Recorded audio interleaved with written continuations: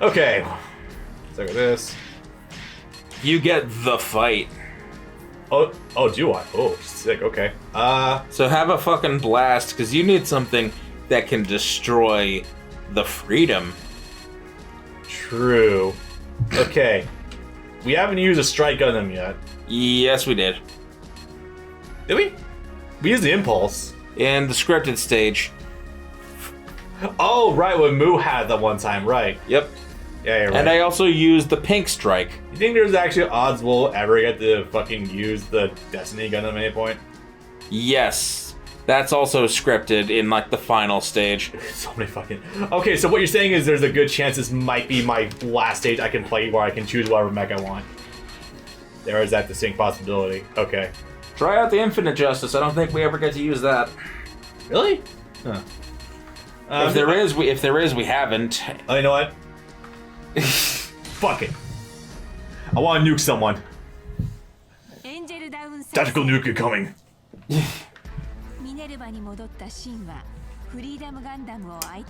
Okay. So, we know they're coming. Fire our shit. Wait, return to the Minvera. Yeah. Oops. I talked to you about this once, like a month or 3 ago, but this is one of those things that you just don't get when you have a dub in your games. Because if something was missed in translation or maybe even in proofreading, yeah. If it gets to the point where someone has to read that out loud, an actor's probably going to notice, yeah, hey, that's probably wrong. Do you want I should say it like the way I've been saying it every single other time, and the way I said it when I was recording it for 50 episodes of that TV show? Yeah, let's do it the right way. You know, I would love for that to actually be the case, but then again, we didn't end up with Baby saying Big Bang Attack openly in GT. Even though he's clearly doing Final Flash. It's not foolproof, of course. No, it's not, but... Yeah. But the grand majority of the time, I guarantee you that something like that is going to be caught. And my favorite example of that is actually...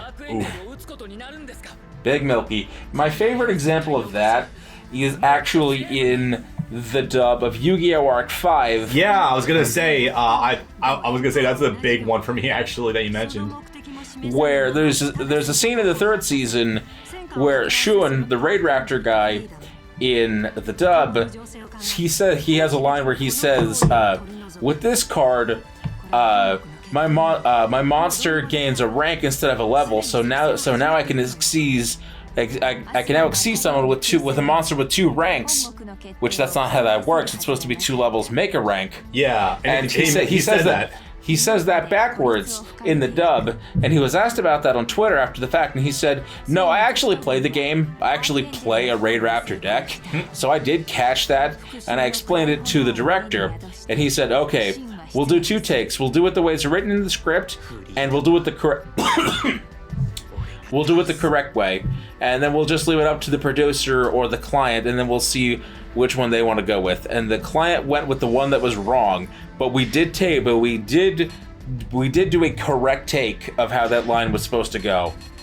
I love it. It's brilliant. It's like, yeah, no, we did catch that. They didn't let us fix it, but we caught it. Well, at least they were aware of it, so that's good. I do, yeah, like, maybe that's just me, but I always get like a soft fuzzy feeling whenever an actor or actress like knows more about the role they're doing than just like face value shit. Like Erica Mendes, who actually does play fighting games sometimes. Yeah. And I actually did play a little bit of Kill la Kill when that game came out. Hell yeah. Was it just a straight one-on-one fight? No. No, it doesn't look like it. You need to be able to build meter, and you can't do that in a one-on-one fight. That's not true, you can. It's just tricky. But this isn't really a one-on-one fight either.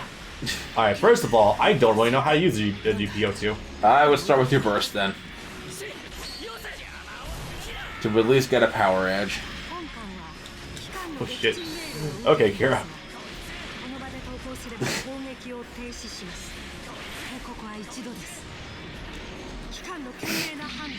I get the feeling that the GP02 is probably only good for its second Muso or something.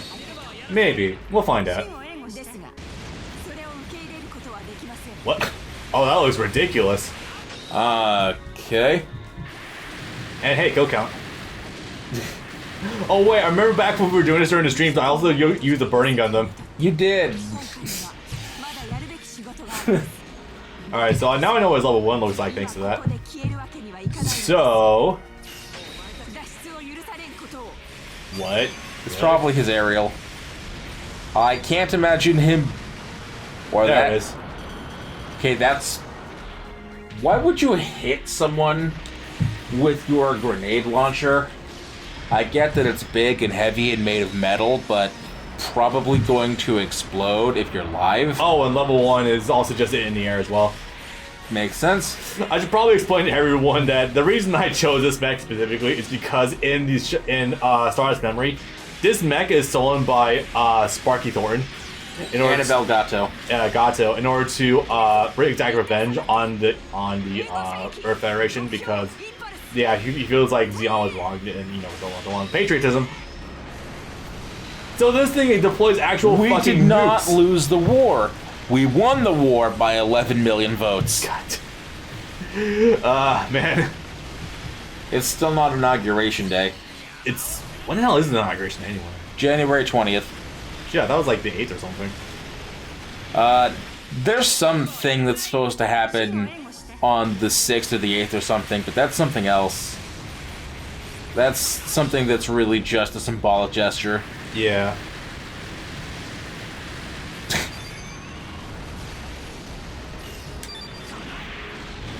Good missile barrage though. He's got on like a strong 3, I think. There he is. He found his second wind. That's good. Good for him. He felt better. This was a hell of a battle for him. Yeah, this was actually like... Initially, I was like, Jesus fucking Christ, you mean to tell me that the obviously inferior mech is losing to the Freedom and the War Hero? Okay. But then I was also like, oh yeah, that's right. Rei and Shin use battle data to piece together that Kira keeps aiming for soft squishy bits on enemies in order to just disable them, not kill them. So he used that to his advantage to know where he was going to aim half the time. And that was really brilliant. Also, Shin ran through his entire stock of various impulse silhouettes. Yeah. He ran through all 4 of the primary bodies. The blast, the force, and the sword. Yeah, so that was very obvious. That was going to be used as a transitional piece to get new mechs for the main characters. It was gonna happen regardless because Kira was still utilizing the freedom from the prior season. Shin was utilizing essentially just an upgraded version of the Strike Gundam from the season 1. I thought the fact that he was becoming a main character, it was clear that yeah, we're probably gonna see them utilize different mechs at some point in time. Boop. There we go.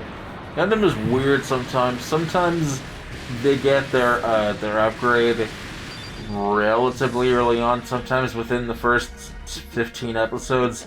Sometimes it's like we're not going to upgrade you until episode 40, and sometimes we're just not going to upgrade you at all.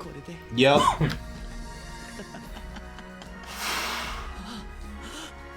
So somehow it's implied. It seems like Shin just killed Kira. Amazingly, Kira luckily managed to just nearly escape the very last second because escape pod. No, this time they don't give a reason. Yeah, they don't. He did. They don't give you shit for this one. He did. He sure did. Oh, and this scene's also really funny, where Shin's really proud of himself. This guy's been a right pain in the ass the last couple of months. I managed to destroy him. Now everything's gonna be smooth sailing. Hey, jackass! You just killed my boyfriend. Yup, and the chains of retaliation almost come back to haunt Shin already. Awesome. But Shin's also kind of a total jackass, because he's rubbing it in Atherin's face. Yeah, I don't think they know that Kira was his best friend. No, they don't learn that at all until the actual epilogue. Yeah. Oh, hey, look, it's their two friends that don't ever say anything and do anything. Yeah. One of which looks distinctly like either like a Digimon protagonist or like Yu-Gi-Oh! 7's protagonist. He does look like Yuga, yes. Yeah. And there's also the, I'm just gonna say, tan guy. Yeah. Who right now is behind Shin, so good job. There he is. Yay, we got more characters, I think. Punch him right in the fucking face. And then this is where the show died, because Ray started talking. Ray opens his mouth and starts going at it. Yeah. Because he says virtually nothing the entire series up to that point that doesn't amount to anything more than yes and you're right. Yeah. And now all of a sudden Ray is very much pro-Zapped, pro-Durandal propaganda. That's weird. That came out of nowhere. Yeah, right? Weird. I wonder what that could possibly be for. Huh, strange. And he's just totally okay with the fact that they are subservient to their government. We have no say in what we do. We're just soldiers. Okay. Yeah, you don't have a problem with this? Shin, you got a problem? You don't have a problem with this? Okay, fine, fuck off. We're not paid enough to have a problem. We're not paid enough to have an opinion. That's the mindset of a capitalist system with a minimum wage. That's dog shit. Here's a thing that not many people realize, is that Army privates, when they first start out, they only make $19,000 a year. Yeah. Yeah. Supposedly they'll pay for your college, but barely. Not enough. Looks like you're stuck with a railroad suit for this one. I think it's... Oh no, this is a strike freedom. I can work with that. Yeah. I know the strike freedom is at least pretty good.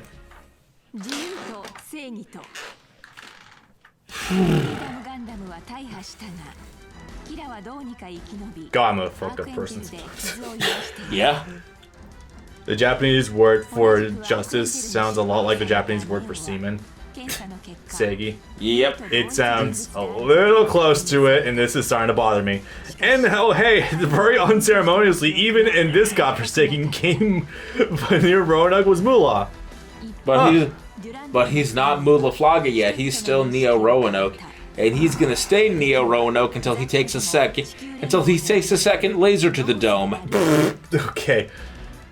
You saw what happened in that movie? Yeah, I did, and it's very dumb. Like, you'd think that as soon as he wasn't, like, on the constant drugs, he would probably remember the fact that he's Moolah Flaga. Nope, not at all. Welcome, gentlemen, to your destiny and the legend you forged together. I am so glad that Athrun did not take the fucking Destiny gun, or no, the Legend Gundam. It looks so fucking stupid. You look at it and you immediately know that it was built specifically for Rey because it's just a repurposed Providence Gundam. Yeah. Which is what Raul Crusade used. Yep, pretty much. It's like, I think you may have missed the point on that, Durandal. Yeah, no, you just missed. You just lost the plot on that one entirely. Yeah, pretty much. So it's at this point where it's becoming very blindingly obvious that the chairman is not always cracked up to be. I mean, honestly, you probably should have always kept this man at an arm's reach anyway, even if he is a very handsome man, I will totally admit. But to this point where it becomes also obvious thanks to such interactions with Mir? What was his name? Who? Not Lacus. Mir, that was it. I was close. With Mir, that yeah, when your usefulness is run out with him, you're gonna be killed. So that's a funny thing. That does happen in series, but in SD Gundam G Generation Cross Rays, in that scene in the Seed story, they make it look like he's just okay with her having failed, and just lets her off. Lets her walk off scot-free, and her death is never addressed, because you can't make that into a stage in a tactical RPG, I guess. Yeah, but like you already knew that fake Lacus Mir was already in danger as it was once it was revealed that once the broadcast was hijacked and a real Lacus came on, so it revealed there were two Lacuses. So you just knew immediately that the fake one had no chance against the real one in terms of like actual talking. That's okay. Gilbert is a man of solutions. And his next solution is to create a state-sponsored OnlyFans account for Lacus Klein. You know what? I'll take it. You know what? That man's ahead of the times. Fuck it. We will be funded. We will be funded until the end of time. Yes. On that account. That's not a military-industrial complex. That's a new industrial complex. The porn industry. Honestly, I'm surprised that they haven't tried. They used to, back in the 90s and the early and mid 2000s, use bikini models to try to recruit for the army. I'm surprised they haven't evolved that concept with either magazine spreads or, I guess now in modern times, OnlyFans, especially to the alt-right, of models posing with guns between their tits or whatever. They might actually. I don't know. I'm not in that culture, luckily, so I want to know. No, what the military right now is trying and failing to advertise to our youth with is Twitch. Gaming. Hello, fellow kids. How you doing? Want to join our esports league? Just join the Navy. Which is funny because that's obvious recruitment tactics. And the funniest thing, though, sorry. And if you call us out on our war crime, we'll have you banned from all of Twitch. Yup. Not all of Twitch. They'll just block you and like ban you from the account. But that's fucking hilarious, though. So it's not quite that, but my favorite instance of something similar to that is the past couple of weeks, where, and you might have even heard of this, Arizona GOP going crazy on Twitter. Yeah. And attacking. Don't interact with us or we'll instantly block you if you have less than a certain number of thousand of followers. And if you have an anime avatar, quoth the Arizona GOP Twitter account. And then like 30 minutes later saying, we love the anime community. Oh, man.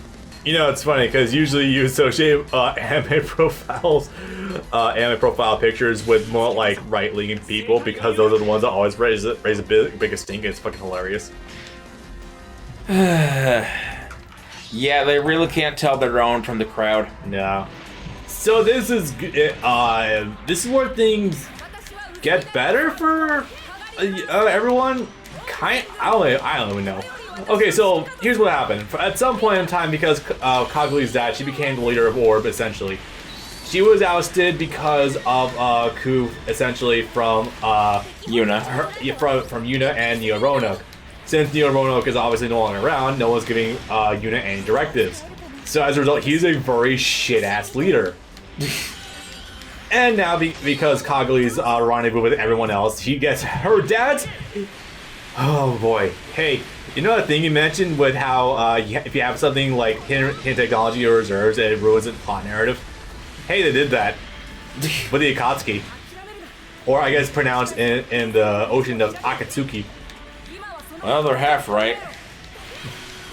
So apparently the golden Akatsuki was actually built by her dad and hidden in a basement. Ah, yes, the thing I hate about Unicorn, that's garbage. And I absolutely agree with you, because how the hell are you so much more far advanced in technology and us? Well, we could use that very technology to deal with fucking Xeon. You know? Gotta live it a little bit there, yeah.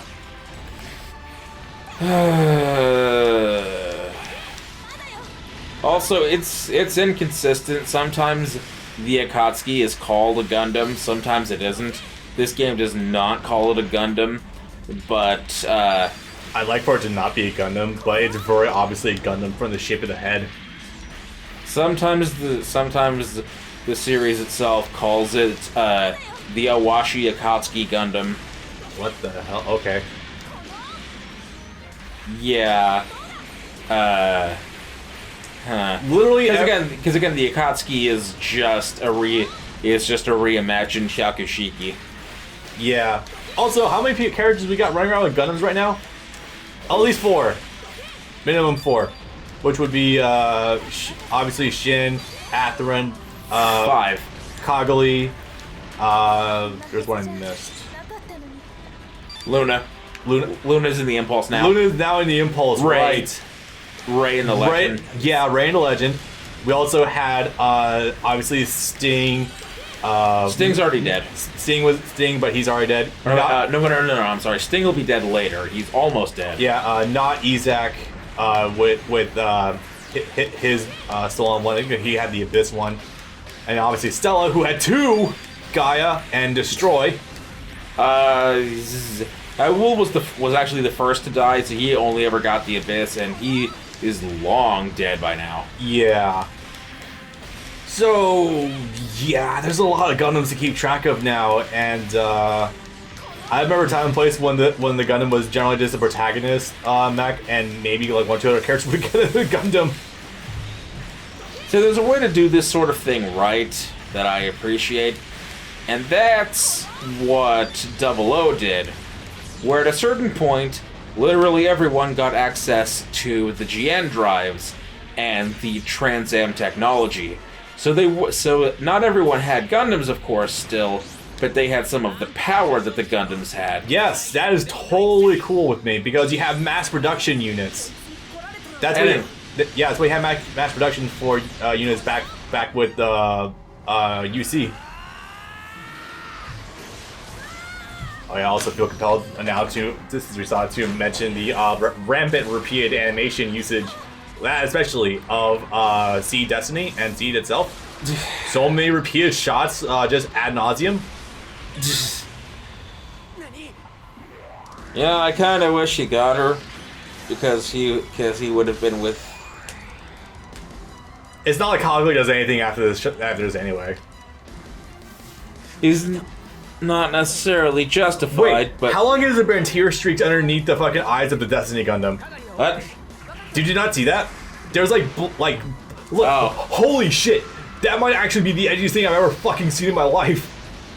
So it's Axel's Gundam. That is comically absurd. Okay, so Destiny Gundam already has the fucking bat wings for the wings on the behind it, but Jesus Christ, that really takes the edge factor and ramps up a few degrees. But between Shin's whole character right now being a brain-dead edgelord. So I can do this now. Yeah, now you have constant on-command access to the peace beams. Sorry, I don't mean to keep harping on that, but it's really funny and really worth calling out. If you don't, I would. Yeah. But no, genuinely, I do feel like Banana does the whole Peach wanting to be able to having to regularly fight. To be fair, look at how fucking effective this is. Yeah, multi-hits, huge hitbox. Yeah. God damn it, everything's locked down. Destroy Shin quickly. We already did that a few minutes ago. Okay, if you say so. Oh yeah, that's right. Also, the Strike Freedom ends up getting fin funnels as well. I think his level 1 sucks, actually. Yeah, the hitboxes are all over the place. You can't hit something directly in front of you. What's level 2 again? Come. I won't say it's not powerful, but that's boring. It's boring. Holy motherfuck, is it strong. That might actually be one of the best cloud clearing moves in the game.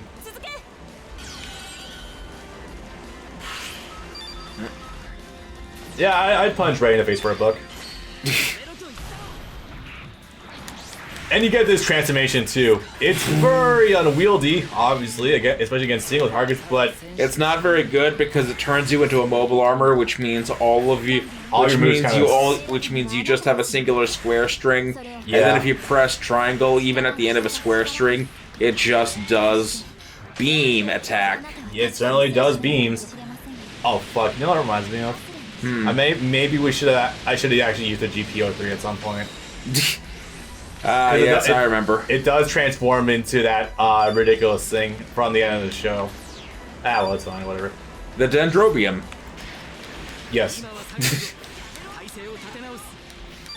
I'm not gonna pretend to remember. I'm not gonna pretend I remember a lot of things from fucking SARS memories. I just want to get that over with. Believe me, there's a lot of crap that sticks with you, even when Oh my god, look at the fucking sheen on the leaks in this thing. Jesus. Well, that's one thing the original Freedom definitely did not have. Yeah.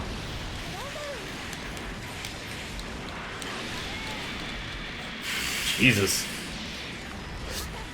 Well, when you consider how often he does that in the Strike Freedom, I guess it does kind of add up. There's a certain point where I expect him to start pulling out Walt's bullshit. Yeah, no kidding.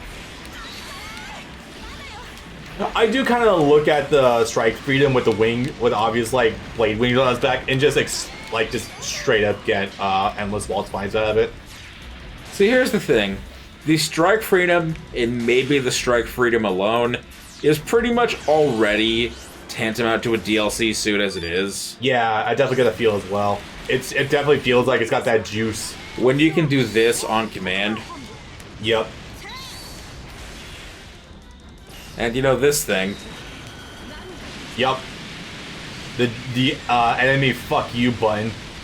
I can definitely see why a lot of people stick to Kira after they're done with the main story. I will definitely give him credit for that. Oh, hello. Thanks. Suddenly, this is Justice or Infinite Justice? I don't know which.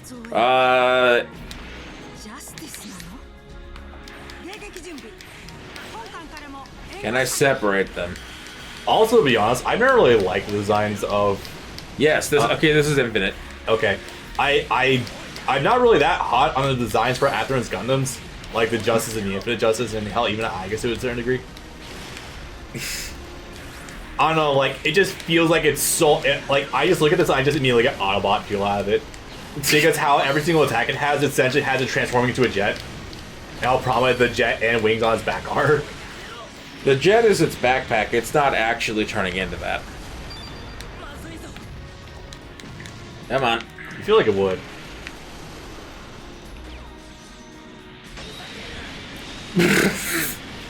Great. Yeah. But no, just like in general, I just never liked the design of it too much. Or like just his Vex in general. Versus, well, I mean, the Freedom Gundam, which is really sick. This is going to hurt a lot. Right at the very end too, hell yeah. God damn it. Don't fuck with me. You know, I don't want to look at Atheron and Kira like the Art Chosen ones like Naruto and Sasuke, but like considering the origins of their coordinator abilities, like I kind of can't help but feel that.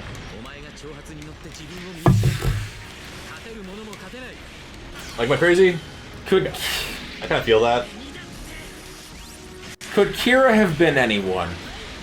Could Kira have been literally anyone that they chose to do that experiment on, and at the time, their parents were just willing to give them money for that, to make sure that they were the first to get the best in universe treatment or what have you? See, that's the tricky thing. We don't really even know that much about Kira's growth as a pilot.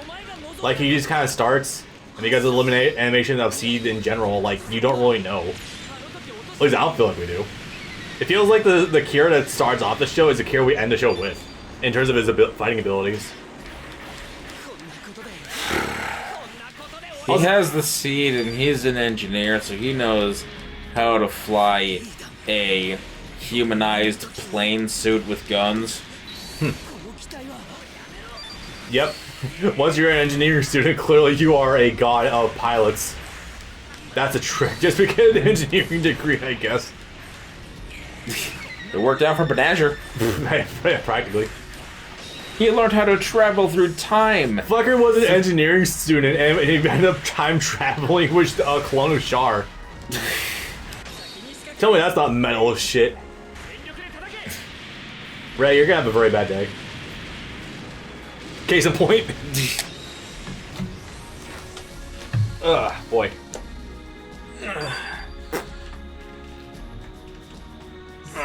Like, a mech by itself is cool, but the backpack attachment just feels way too fucking big. Yeah. Yeah.